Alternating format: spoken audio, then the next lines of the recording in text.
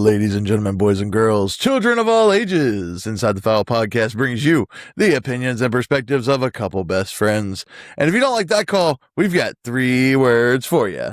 You're out of here. We are your hosts this week, leveling everything except for the playing field, Chris and Ethan. I'm going to go ahead and tell you. I got 3 words for that. They're out of here, okay? Because I'm so tired of that commercial, okay? But see, here's the thing.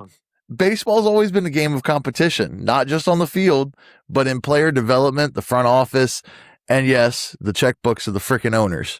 Now Major League Baseball says its solution, a proposal they're calling leveling the playing field. On paper, it sounds like something every fan should want. More competitive balance, more teams with a legitimate shot at winning, and more hope for every fan base. But when you dig into the details, the questions start piling up. Is a salary cap really about creating parity or limiting the players, what players can earn? Will a salary floor actually force teams to compete? Are successful organizations being punished simply because they figured out how to win? But that's only part of today's conversation. The trade deadline is come and gone, and we've watched contenders load up for October, sellers build for the future, and players have their lives changed with one phone call. We talk about trades as transactions, but what does it actually feel like to be told you're moving across the country? New teammates, new coaches, a new city, sometimes uprooting your entire family, all while trying to perform at the highest level. So today we're talking about the business and the human side of baseball. We'll break down the biggest trade deadline moves, what they mean for the teams involved, and what it's like for the players caught in the middle. Then we'll debate MLB's plan to level the playing field and ask who really benefits. Owners want cost certainty, players want a free market, fans want competitive baseball. Can all 3 coexist? This is Inside the Foul, and we're going to get some answers to those questions. This week, we're joined by Christian Colon, once again, our wonderful friend, to get his opinions on this, and let's see how this goes. This is going to be a fun conversation today. I'm just going to say, I think he started this irkness with me by when he posted his pitch, and he's like, his pitch was better than what the owners do. I feel like we should nominate him to run the league. Oh man, that was fun to create, but a lot of this comes down to tricking people. They're just tricking the fans. Oh, let me give you a playing, equal playing field for everybody, leveling the field.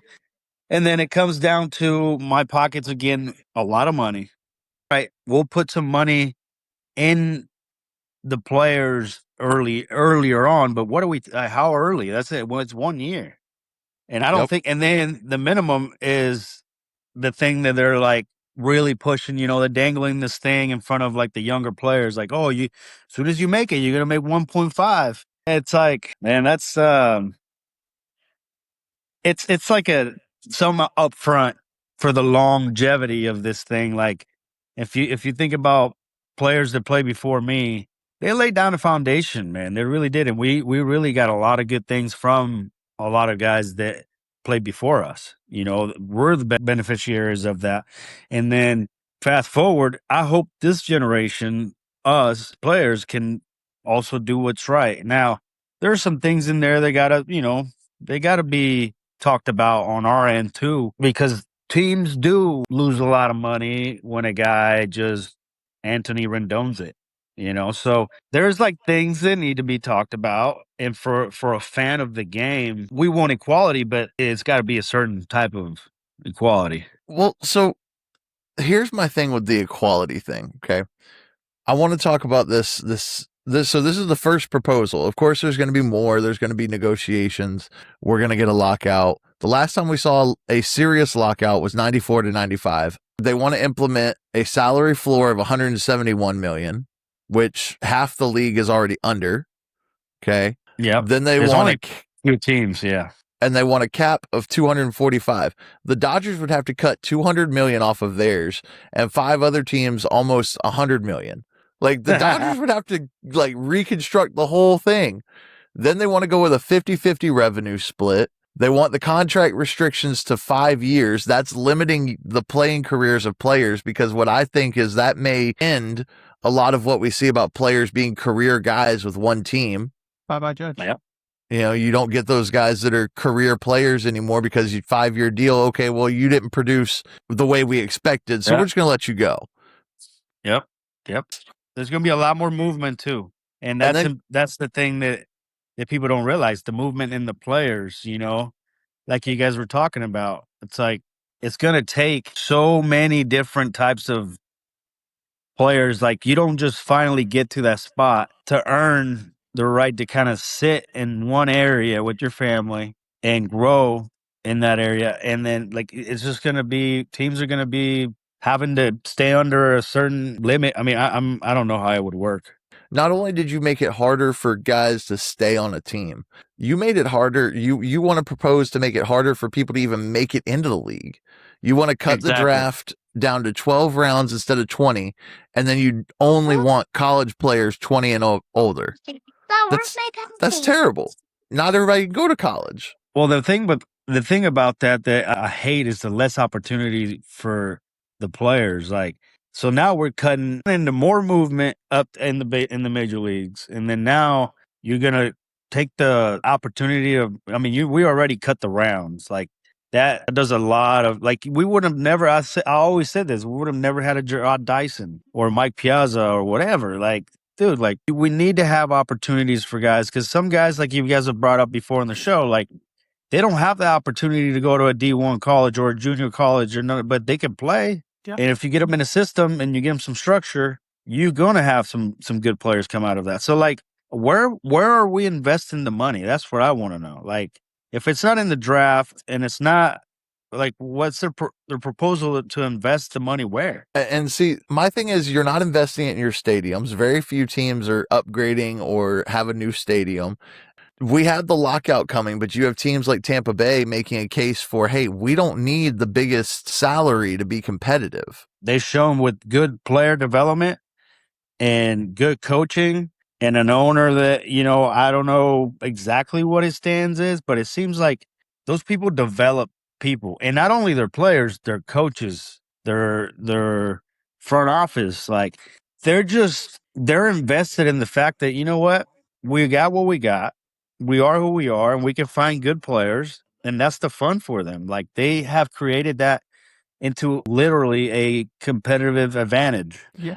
But see, not every team has mastered that. And my thing is, part of what they say is that everyone can do it. Part of that is true. But at the same time, is forcing these small market teams to spend an extra 50 to 100 million in a lineup really going to benefit those teams?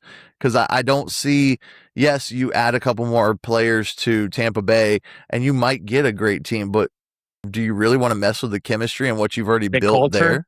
there? Exactly. Yeah, the culture that you have. Yeah, no. I mean, I'm 100% with you on that. Yeah. Prime example, the team he won a World Series ring. Let's be honest, that team didn't have the biggest salary. You know, it was spread around chemistry wise of, okay, this guy gets on base, this guy will hit a home run. These guys are rookies, but they're developing rookies. Chris, this is like what I always tell people is that the people that were in charge of putting the best Royals team, okay, for to be put together. No disrespect to the 85, you know, George Brett, like those teams were great. But in 2015, if you really look at a roster, we had no business being in anywhere we were. 14. So it's really good front office baseball people that know the game, that have experience, that have seen, you know, when is the right time to call a guy up? Like, when is the right time to, you know, all these different things that you can't really measure with the computer. And it's great to have a computer, to have the information on what guys are projected to do.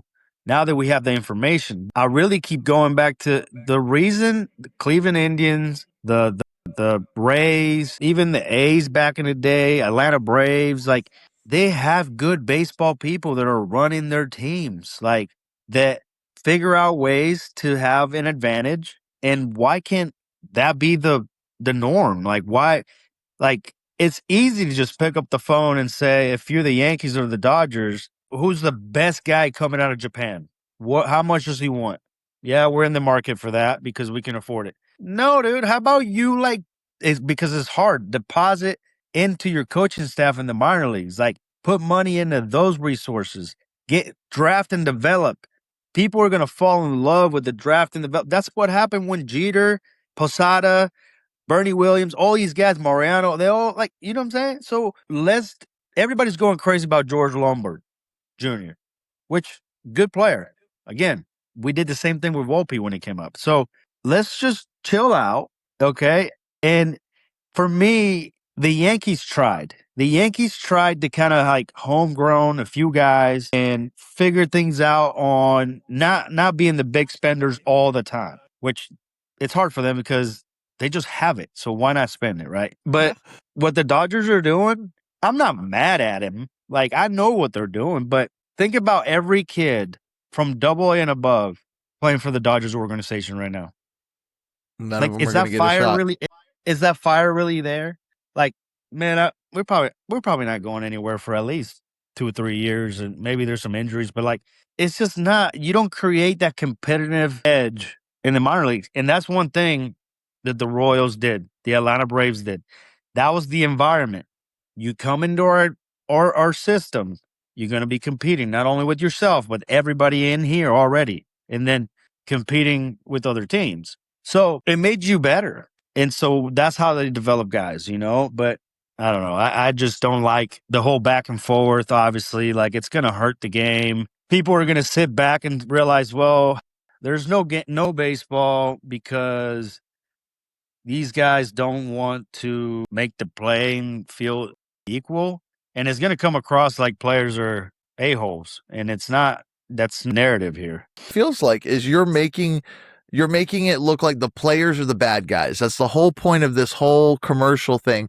Because you're saying, level the playing field, and the players have already said, no, we don't want this.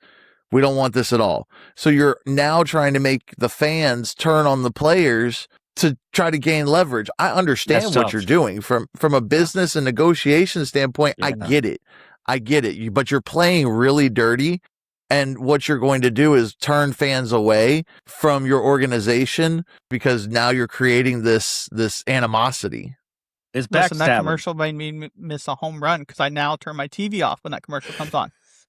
Yeah, and people get tired of that. Like, how are you gonna backstab the people that are in the trenches? Like, they're in there with you every day. And if that's why it's kind of hard to grasp because as players, you're told that, this is your dream, MLB, help out MLB, help them out.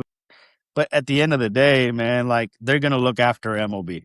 And that's why players don't want that salary cap. Because you know what? At the end of the day, I know you're going to try to turn fans on us. You're going to try to do anything possible where we don't necessarily play that dirty. And then when we do play, come out and we see, oh, wait a minute, like, I heard be for what they're doing. Like you said, it's just part of what they do. They are the. So I have an idea. So do you think adding more teams helps eliminate some of the problems? Because then you're balancing out the league instead of trying to make a salary cap, because then you don't have some of these issues? Yes, I see the benefit of adding more teams because it's more jobs, again, for baseball players and stuff. But my concern is the revenue. It's like the major cities that are left. So Nashville, it was talked about, Tennessee being like Nashville and all that. Like, they wanted to bring a team there. But for anything that you start, it takes time. And I don't know how competitive, again, like, is there enough owners out there that want to, because that kind of fell through, the whole like Nashville thing. So I don't know, there's only so many billionaires around. They're having interest in baseball doing it that way. I mean, I'm not sure, but I do see the benefit of adding, more teams to level the playing field. But I think what fans are upset about is like, Scooble ended up with the Dodgers again, and they didn't even get the best offer. And that was like, it kind of raised your eyebrows like, I wonder what's going on there because they didn't even get the best offer and they ended up with the guy. Is that like some kind of collusion? Like, teams trying to like, Hey, see, it's a level field. We gotta have a level. You know what I mean? Like, and I think I people think it's saw a setup everybody's because seeing that. Yeah, everybody's seeing that. yeah, because how is it that you ask from the Braves? You Yeah. asked for J.R. Ritchie, Cam Caminetti, and at least one or two other top 20 prospects in our organization. and from the Yankees, you wanted George Lombard, you wanted Cam Schlittler, you wanted Ben Rice, and you wanted another pitcher from the prospects. You wanted the best players from two other teams, but you took three of the sub. And again, I understand they're From human the best beings, team but the in that stats don't major. align to trading a two-time Cy Young. I looked at one guy. He's 30 years old. Okay, I'm 7 years older. Okay, in baseball terms, that's almost, if you've never made it to the majors, you're not going to make it at 30. Well, I mean, it's very rare that someone 30 very years rare. and You older you can makes you it. can make it, but the chances of really being a really impact player are slim. Obviously, like you're now getting into a, you know, I think one of the guys that I always talk about that got there later and made a really career, like Whit Merrifield, Nelson Cruz, like those guys, like 28, I think, maybe 27, like, but 30, yeah, it's like getting there. But it's like if you look at the package and then Scooble comes out, it's like every team could have traded for me and this and that. It's like, all right, like, are you just like trying to make your bed before you lay in it? Like, you just trying to make sure everything's good and not get on with the Dodgers because they could open up the checkbook. And it's like, I wish guys would take more of a stand in this and say, you know what, listen, like, I don't know who they got for me, but I know what they were asking for me. And this doesn't match up, and like, if he said something like that, then, everybody look around like, wait a minute, like, that is true. Cause everybody's kind of wondering that. And like, again, nothing against the Dodgers and against what they doing. Cause I love Dave Roberts and I think he does a phenomenal job, but and it's not really his call, really, a lot of times, and they're really bright. Listen, like the Dodgers are ahead of a lot of developing things, like in the system, what they research and what teams need and players need. And it's impressive. But the thing is, we shouldn't punish the Dodgers for what has been a problem for a long time now. You know what I mean? Like, big market teams, they get away with a lot. And it's like, if you're a Minnesota Twin or a small market team, it took Dayton Moore, it took the Royals 7-8 years to finally crack that code. So it's like, man, can we fast forward some things? That'd be really cool. So we don't sit here and you don't hear the word rebuild anymore, do you? It's like, oh, we're not really No, not rebuilding, we're really. restructuring because fans were about to walk out. Kind of like it makes it Fans were softer. Yeah, fans were about to walk out on their teams in baseball overall. Oh, they're in a rebuild mode. Call me when they're good. And that's Well, fair, man. That's a fair analogy because people don't have the time to sit there and endure freaking 100 loss season. with the Dodgers being as powerful as they are, their minor league system doesn't have that competitive edge. We're seeing some teams that had that same structure, i.e. the Yankees, doing things like, hey, we stuck with Volpe for so long. We stood behind Volpe for so long, but hey, we've got a guy who's performing better. We're going to move him up. That creates that competitive nature that you're going to fight for the position. You're going to fight for the position if you're here. But the Dodgers don't do that because, I mean, let's be honest. Who's going to outshine Shohei Ohtani or Mookie Betts or Yamamoto to take their spot? Like, let's be honest. Yeah, no, and one of the things that I sit back and I think about, like, kind of often is the fact that now, what are the Yankees going to do with Volpe?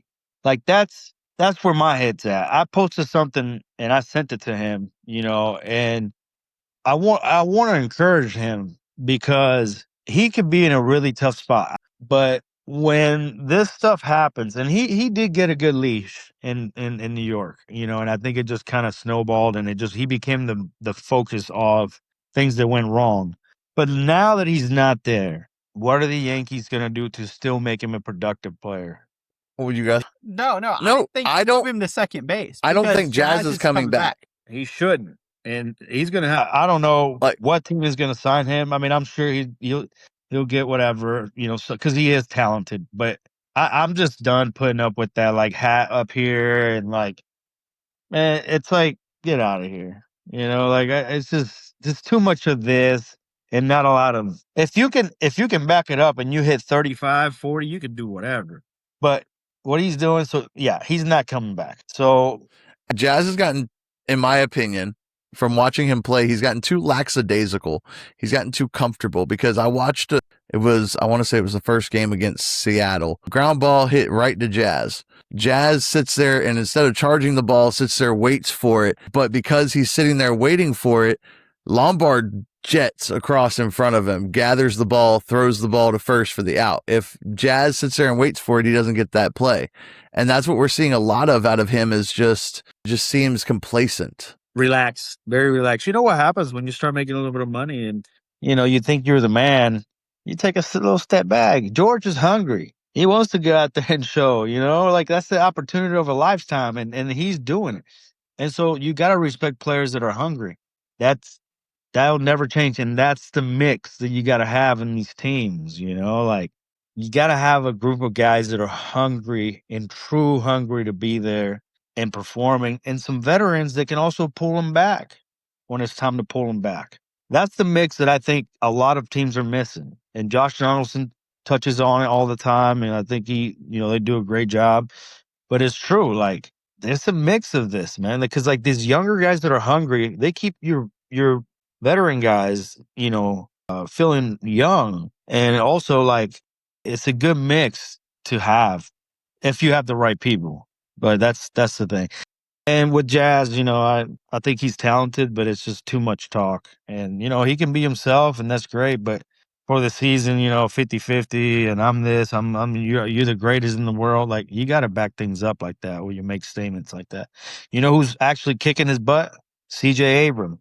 Like that dude Yep. that dude has put up some numbers. You know what I'm saying? And that's the dudes that don't say anything. And he's got some things going on, like everybody, but he just goes out there and performs. And they're moving him to second base. So, the Nationals. I thought the Yankees they were gonna go get Luis Arias. I really felt like that was I thought so too. With Jazz being there, I don't know if anybody wanted to take on Jazz. So, but right now you put Jazz in the outfield. I mean, the Yankees need any help they can get out there. No offense. I mean, none taken. At the same time, they're trying to lean on the young guys, the Spencer Jones and the Dominguez, trying to give them reps and a chance, and they're not doing poorly. Now they're no Aaron Judge, Cody Bellinger with 5 years in the league, so you're not expecting those kind of numbers. But I do think Jazz would probably be better in the outfield than he would the infield, but the first time that he makes a jogging run and lets the ball hit the ground instead of going all out, sprinting and catching the ball, we're going to have problems. It's going to be a big deal. Yeah. Yeah. Listen, like New York's a different animal in terms of a lot of different things. Everything just gets magnified there and you got to you kind of have to be oblivious to it, man. Like, I don't know. Like I watched, Jeter do it and like, some of those guys, Beltran, they just kind of like, they take the good with the bad. It's like, whatever, talk, and they just kind of were at a different, but if you engage with them every single day and the ups and the downs, like, it's like Philly, it's going to be tough. So to me, I just never, it was surprising when Jazz went to the Yankees. I personally could tell you, I never saw that type of player being there. Just the personality. I kind of saw him as like a guy that you just kind of let him be, and he'll perform. Maybe they saw something obviously we didn't, because he has had some good years and he's talented, man. He could really be really good. But above it all, like, we cover a lot of different things, when we talk, and I like it. But this whole thing about the lockout, I wish they would just like come up with with news like at the end of August and say like, oh, everything's settled. We're good. This is what we're going to do. we're gonna split this evenly, but we're gonna go here and then just like, all right, it's over. Because this is gonna drag on so much that guys are gonna fall through the cracks. It's just a lot of uncertainty. I know the minor leagues, will still go on, I think, in terms of what they do in the spring training, but it just puts a lot of players back, in their development. And I think that's what hurts the game. Then the fans kind of like they start picking sides, and it's like, who knows? I just hope this gets resolved like early. Well, my fear is like we've seen what the league is trying to do with the commercial and pitting the fans against the players. But what happens when the players, because they're the ones the most harmed by this, what happens when the players' relationship with the league ends up damaged by this? And then you end up with guys like Harper who look at the commissioner and say, screw you, with different expletives. That's what happens. You got to be a tough son of a gun to be able to take that, because now all of a sudden, and you can't mess up because then you'll become Trevor Bauer. So you got, they're taking a stand, and those are the players that I actually think should take a stand. Because these guys they're Hall of Famers. They've been the face of the game for quite a while now, and that's where I wish Mike Trout was more outspoken in these things. Like Mike Trout has been, maybe not now, but has been the player that we kind of look up to. Like, man, you're the Ken Griffey of our generation. Like, don't you want out of Anaheim? Don't you want to go play and win somewhere, dude? Like, it's kind of weird. I get the loyalty, but then at the same time, I don't get it that much, because now we're at a point where you're getting older, you're getting hurt. Like you just, your legacy, man, it's just going to be like, this guy was the best players ever, but he only played in one postseason season and they didn't win one game. So that's what hurts. Like, fans want to see the Bobby Witts of the world, the Bryce Harpers of the world, the Mike Trouts of the world, like stand up for what you believe, man. And like, I think back up some of the stuff that's going on. Like, I don't know. Those are the guys that are going to move the needle. You've got guys that are, your team's representative for the MLB Players Association. And, but you're not so maybe they're saying something and it's not being publicized, but you don't hear about Harper, talking about the Players Association. You don't hear about these representatives on these teams, defending the players. And it's almost concerning to an alarming state. Yeah, they try, but they just like so afraid of the backlash now.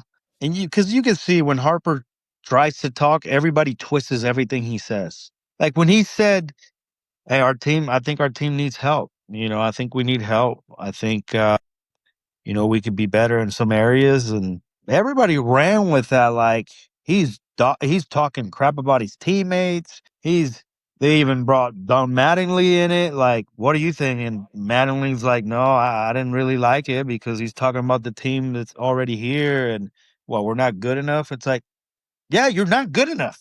Like, it's okay. No. It's okay to say the truth. It's okay to say what things are. Like, it's not a direct shot. I didn't take it when I watched the interview. I didn't take it as him going straight at Dave Dombrowski. Like, Dave Dombrowski went straight at him saying Bryce Harper didn't have an elite season. And even then, I understood what Dave was coming from. But he's not taking a direct shot at Dave. Like, there's the GM, and maybe that's why, because the GM is, and this is why you don't have family members involved. Maybe Don felt like, my son is the GM and you're talking about the current team that we have. But these are the stuff that's like, let these guys, we can let them be honest. Like, we don't need to take it to heart. I think he just meant we need to be better. And they make the moves. They made the moves. They got Arias. And he moved to the outfield. Like, Yep. that's what you want to see out of your star player. And it's like, how did the Rafael Devers situation turn out? Horrendous. Like, now now with the Giants are trying to blow things up because they don't know what to do. They got a first year manager from college. They got all these guys expensive now. They're trying to figure out what they're gonna do. Postie's getting into it with the radio people. Like, it's just It's the Wild Wild West. So why don't we applaud more of the guys that, one, are honest, and two, do anything for the team? I'm not saying Bryce Harper's perfect, because he's not, and he's made some mistakes, but I think from what I see and knowing him a little bit, that this guy, man, he stands for the right things, and like, he's trying. But he can't just be a one man show, you know. And I get the backlash, and I get some of the hot takes, you know, that we were out there, you know, hearing. And it's like the last one we did together. It's like, I'm not going at Joey Votto, but Joey Votto he can't be talking about a subject that he had nothing to do with, you know. So, and I hear him, I hear him more and more and more, because he's buddies with Brian Kenny. Okay, great. We know why you are on it now, because you guys are buddy, but doesn't mean that you know exactly how things are, or you know, this is just opinions that they have, and people can like have a healthy discussion about that. Like I said, I thought he was one of the greatest, you know, everyday players that I ever seen. And the discipline that it took to win all those awards, and, you know, be a 100 every year, and like, but to me, he's not Freddie Freeman. You get what I'm saying? Yeah. Freddie Yep. has that. Freddie has that ache. Freddie has that leadership. You want to be around Freddie. You know, you want to build around a guy like that, because he does all the little things. He cares, and not that not that Joey didn't. Again, it's just different personalities. But that's just kind of what you see in a player that a computer can't measure. And you know, it's okay to say it. Like, it's not a knock to anybody. You said something that I kind of wanted to touch on, because you said that, you know, players are afraid of saying the wrong thing when it comes to the Players Association and things, because of guys like Trevor Bauer, who were excessively outspoken and kind of ruffled the feathers. At what point do the owners take the ego out of it? And at the end of the day, the game is a business. You're running a business. You're going to have people that disagree with you. You're going to have people that have a better thought process than you. Why can't the ego come out of it and understand that, hey, maybe what they're saying has some stance here? Because you've blackballed, honestly, someone who could be a starting pitcher in just about any rotation. Yeah. Yeah. I mean, at some point, I wish that happens, because when you're a boss and you run a team, and you got people in place, you got to allow them to do their job. And, you know, your workers, which are the players, that's your product, man. And, you know, like, you got to keep those people like happy. And the fact that your workers feel like they're getting backstabbed, that's a problem. That's a problem. And that's why the trust is never there. And we went through something kind of tough when, I wouldn't say kinda, it was tough when, you know, our leader of the Players Association had all those skeletons in the closet. Like, listen, we are all dealing with something. And so when that comes out, I feel like our trust, the guys are, we don't want to really say what we feel or how we want things to really be handled, because we just don't have trust. We don't have trust in our own group, because our leader doing like that. And I don't know now, like, how much trust we have in who's running it. And then also with the owners, which is your boss that cuts your checks. Like, we're just kind of in this in between, you know, and we're trying to play it safe. And so that's just where I see it from talking to some guys, you know, that are in it, of course, and coaches, like front office people, like everything. That's what I've gathered, you know, just talking to everybody involved, even minor leaguers, coaches in the minor leagues, trainers, you know, staff members at the big league level. It's just, no one really knows where to go. But the one thing that the owners have is they're united. They do know where to go. It's where this goes. So they keep that in mind, you know, and they follow that, and they're together in that. And Rob is just right there. So, but everybody else is kind of like, well, that kind of sounds good. I'm willing to talk about that, you know, and like, they don't have like no, like, this is what we want. We'll give you that, but we need this. So it's kind of up in the air, and, you know, it's unfortunate that happened, you know, with our player association, but it can only make us stronger. I think if we can come closer together, and I think they need as a player association team, like they need to again truly reach out to everybody, get everybody involved. It's hard work, but you're possibly gonna sign a document that's gonna be 8, 9, 10 years. I don't know how long they sign it for, but this is a big deal. So like you should probably not just rely on 6 guys at the board, Max Scherzer and Andrew Miller. Nothing again against those guys. They've done a lot.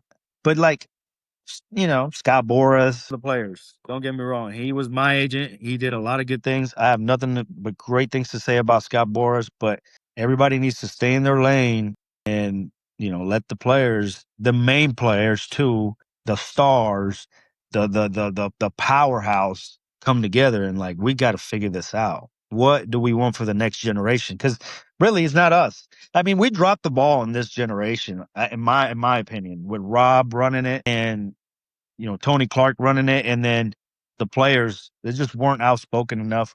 Like it's just we got to look on to the next guys now. I mean, exactly, and like no disrespect to like you said, Andrew Miller and Scherzer, but let's be honest, not going to be pitching in this league after this year. And Miller hasn't pitched in this league in years.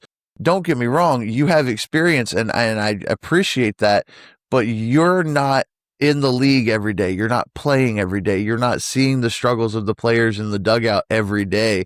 And we're already in a place where the trust is not there between the league and the Players Association. And the league you're already seeing the league exploit that with the commercials and everything. You're seeing, so how much uglier is it going to get over these negotiations? December 1st, it's over. The proposed CBA that they're proposing now is for 7 years. And you're going to make a decision from retired players are going to be arguing this for guys that are playing right now. It's kind of like politics. How can someone that's 40 years older than me represent my generation? That's exactly right. That's exactly my point. And again, nothing against even me. Like I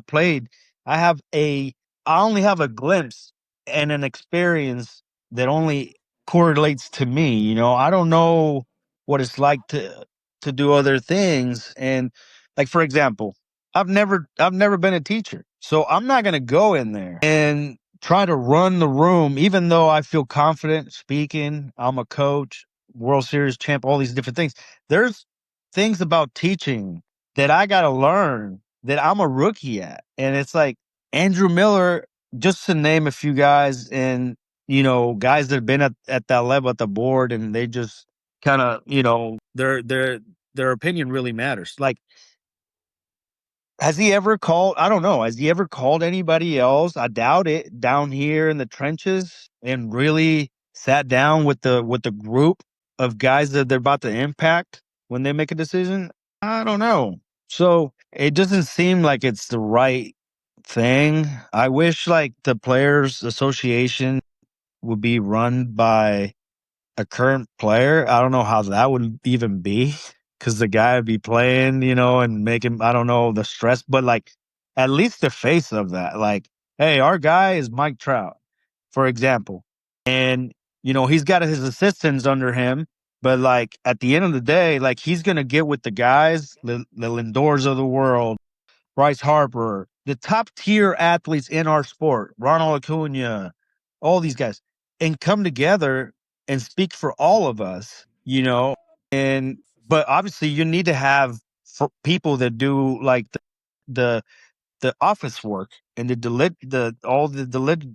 I can't even say it, but all the different things that need to be done in order for him to actually like make a decision and put it in front of him. Like that to me is like, all right, let's how can we figure that out instead of, well, the leader of our players union is Joe. He's 75 years old and he played back in 1952 and he got us weekend dip.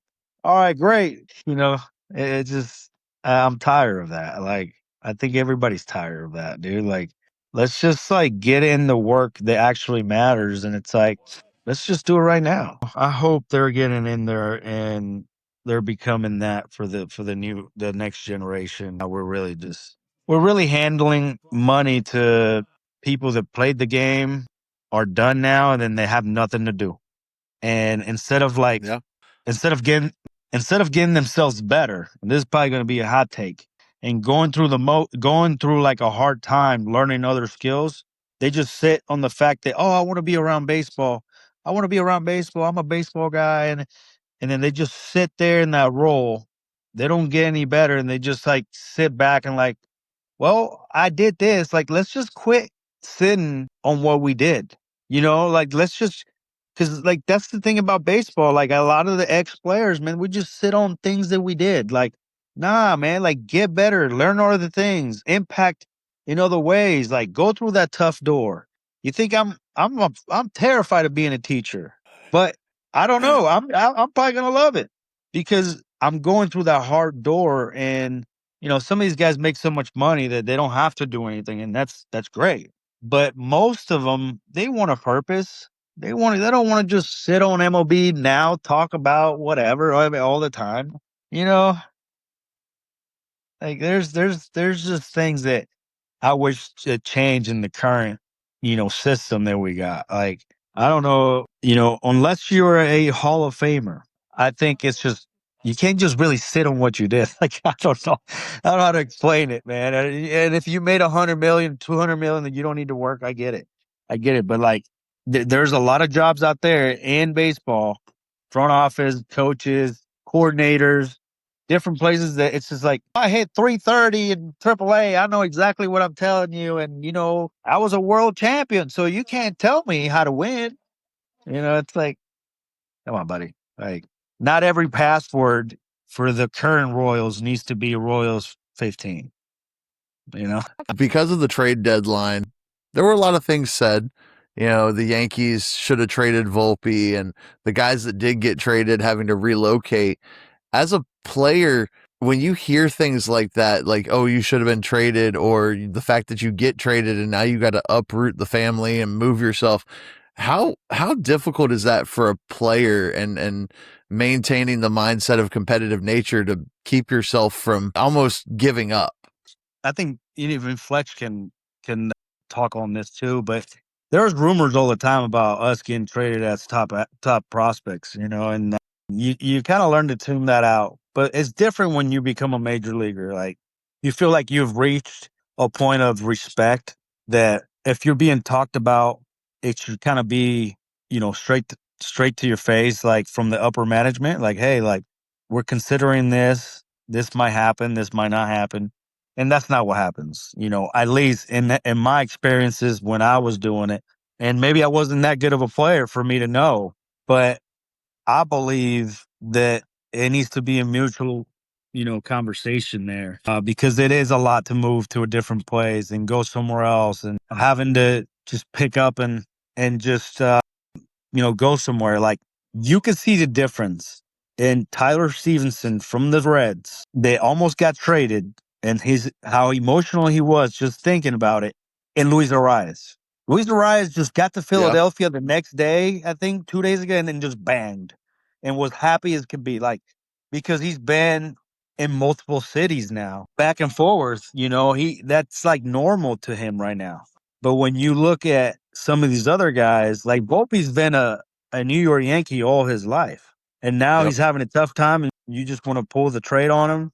That's just a little bit of like, it does hurt. I don't think he would have been surprised, and it might be a fresh start elsewhere. I think at this point, if he moves to second and starts hitting, and all of a sudden, like, people just get back on board. But I don't know. I mean, it's a really, really tough thing to come back from now. So do you get a different opportunity? I thought when I got that hit in the World Series, I thought I was going to be a Kansas City Royal the rest of my life. And I don't know why I was let go, but the higher ups thought that maybe this is the best thing for Christian to get a fresh start somewhere else.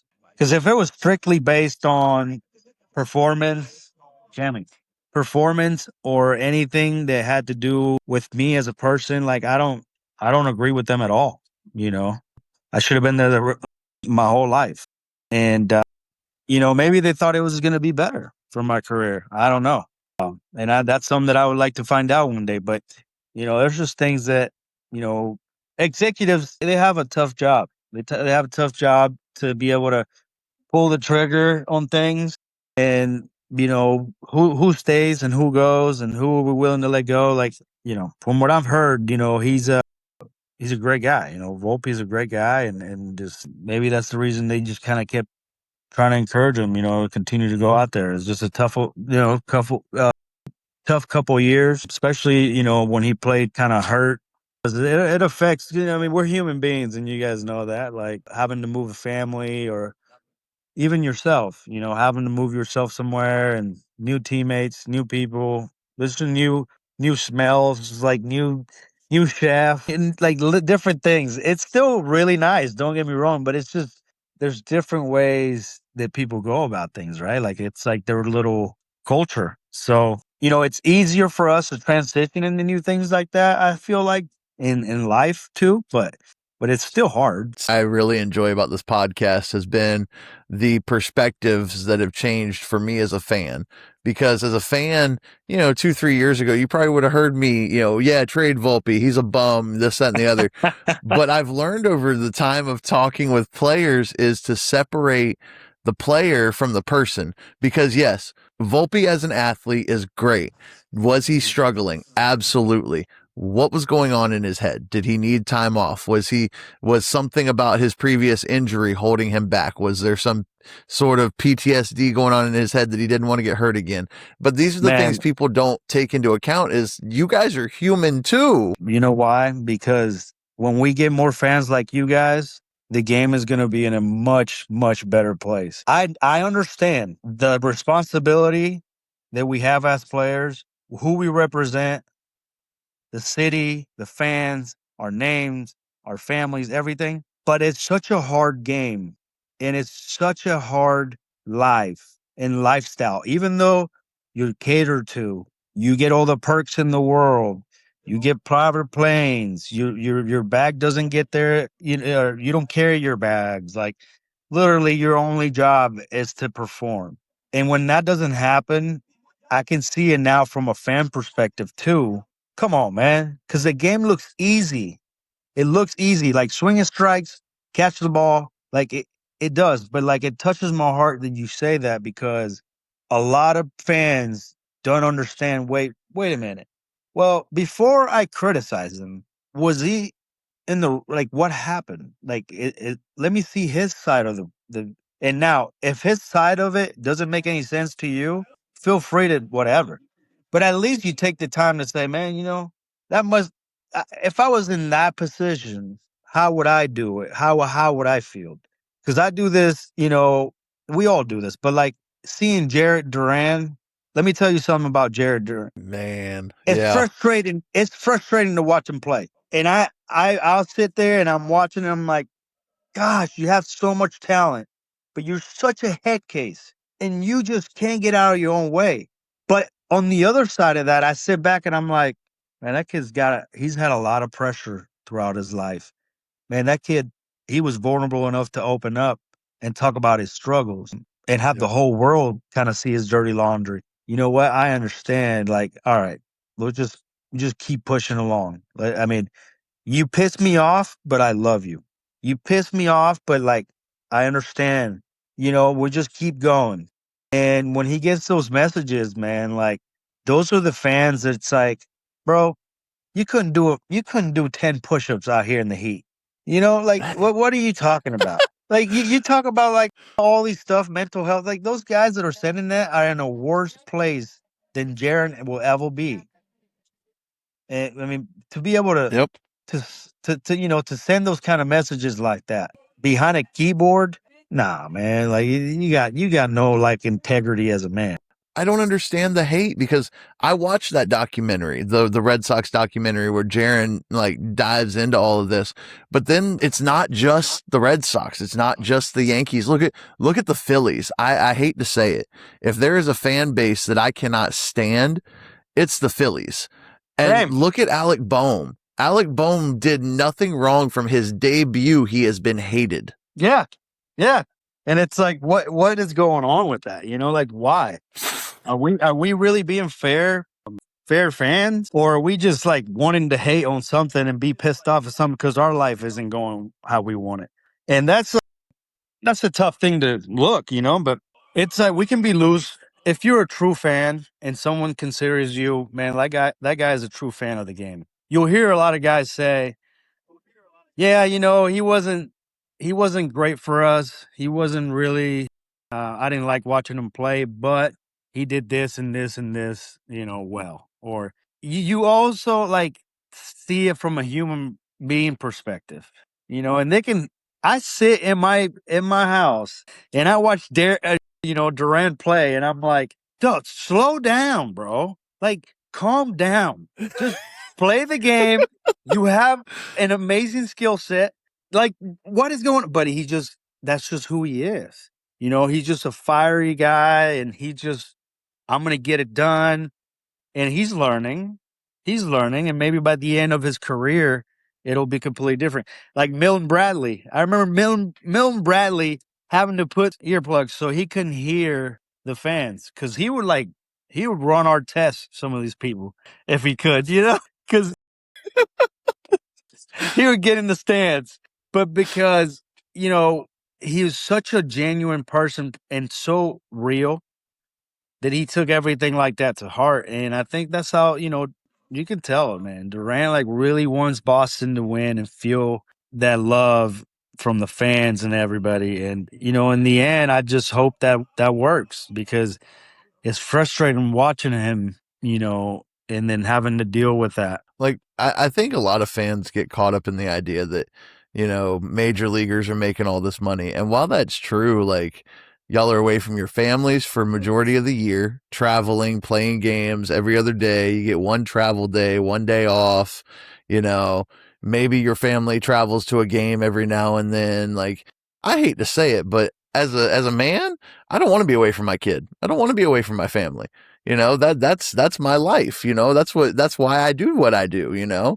Yeah, I have fun playing a game. Cool. But like, I don't think that people understand that you're making the money. Yeah, you've got all these, accommodations, but you don't get to live a normal life. It wears on you. And then to be the people that you're playing the game for to give you such backlash, I don't think that that's fair as fans for us to be doing that because you've already got infighting in the league. You've already got infighting with the Players Association. The last thing you need is the fans. And again, you've got the league trying to exploit that. It's not fair. And that's awesome. That's awesome. I believe in that. And I also believe in a little bit of a balance. As a fan, you have the right. If you're going to be that person, you have the right to say, "Hey, pick it up, or like I'm pissed," and and criticize us a little bit, criticize the players like that. That is perfectly fine. But having that balance is, I think, was key, and I think you broke that down, perfectly. We're not looking for a pre-pass, like, oh, everybody be nice to us. Like, no, they have it made, dude. Like they're taken care of. But like you said, I think it's the trust and who we let in. And really at the end of the day, well, who we do it for is the city, man. And the fans, like and our families. Like I can guarantee you and most players don't have that kind of relationship with their owner to say, "Oh, I'm doing it for the owner." Like, and that's tough because, like, at least in Kansas City, we had that with Mr. Glass. Like, he was personable enough to meet all of us, and not just meet us, but like have a relationship with each and one of us. And so we actually could say, like, I could say, like, we did it for him. Like, we love that guy because he took the time. But in bigger markets and stuff like that. But I mean, could you as one fan, you and your crew can maybe turn the next generation, maybe, of fans.